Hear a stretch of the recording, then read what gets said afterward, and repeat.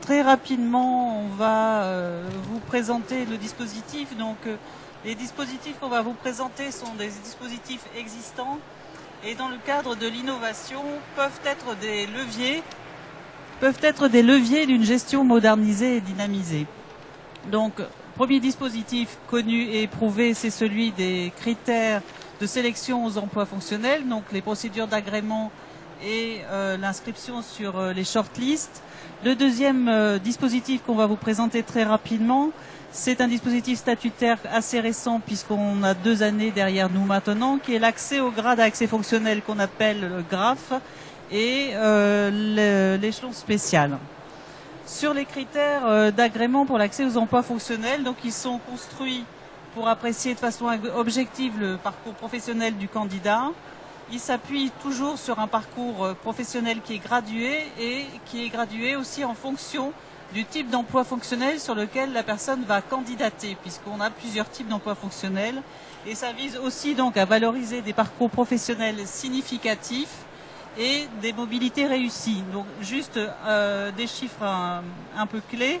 On a aujourd'hui sur un corps qui fait pas tout à fait 3000 directeurs d'hôpital, 689 directeurs d'hôpital qui sont agréés, étant entendu que ce chiffre a été multiplié par 3 depuis 2012, ce qui est l'année où on a multiplié par 2 le nombre d'emplois fonctionnels existants.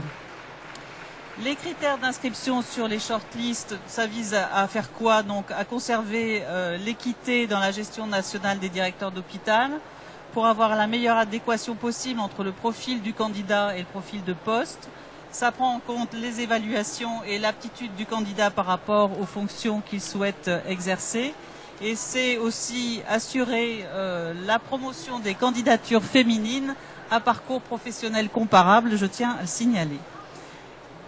Donc, dans le cadre de l'évolution des GHT, on sait très bien qu'il va falloir réviser ces critères pour tenir compte donc des nouveaux parcours professionnels dans les nouvelles organisations, d'identifier les futurs postes clés de chefs d'établissement et les autres types d'emplois qui vont se faire jour dans le cadre de ces GHT.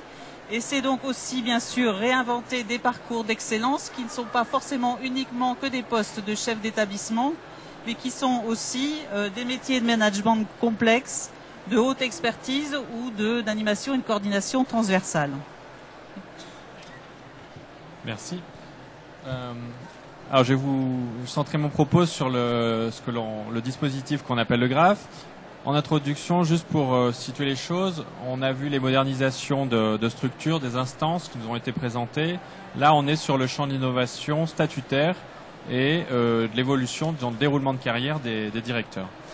La structuration du GRAF, elle se fait autour de 3 points. Le premier, qui est donc la création d'un échelon spécial de la hors-classe.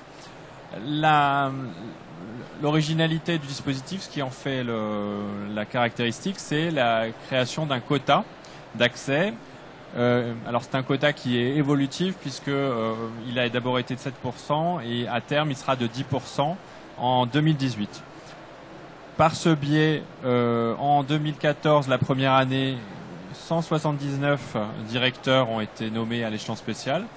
Et dans le cadre du processus pour 2015, il y a 20 places qui ont été créées auxquelles a été ajoutée une liste complémentaire permettant la nomination de directeurs tout au long de l'année. Le deuxième étage, si j'ose dire, de la fusée, c'est le GRAF en tant que tel. Donc c'est l'accès à une nouvelle classe, un nouveau grade qui est la classe exceptionnelle. La spécificité du GRAF, c'est quoi? C'est que il est centré sur des types de fonctions.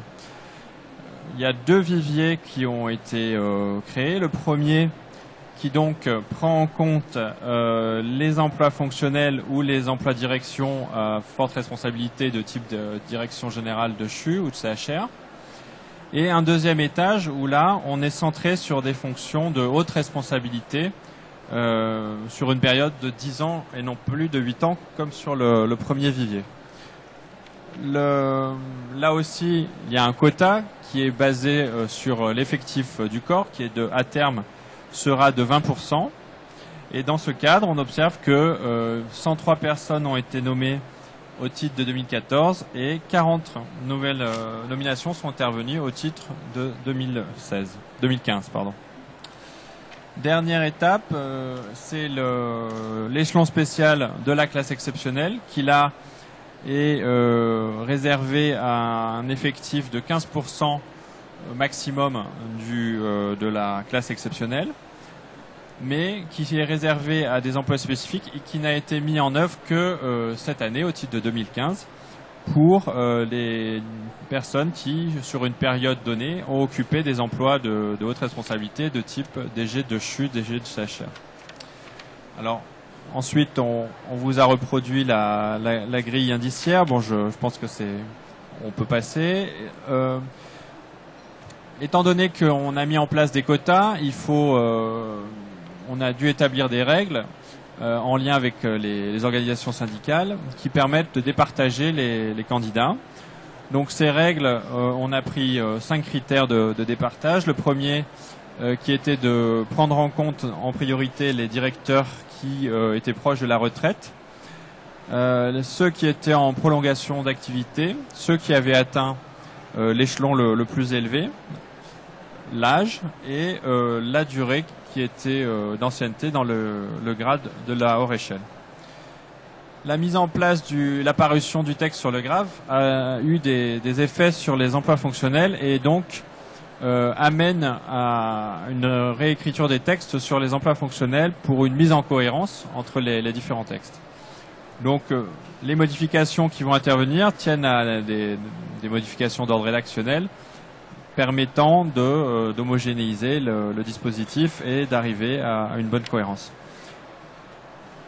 Le graphe a été mis en place il y a 2 ans, mais il a évolué dans le corps d'origine qui était celui des administrateurs civils. Donc à terme, il y aura aussi des évolutions possibles pour les directeurs d'hôpital, notamment en supprimant le quota, voilà, pour l'échelon spécial de la hors classe. Sans doute la création d'un 3e vivier d'accès en fonction de la valeur professionnelle exceptionnelle des directeurs et également, là j'ai déjà dit, l'assouplissement des conditions et des modalités d'accès au 3e grade. Voilà, je vous remercie.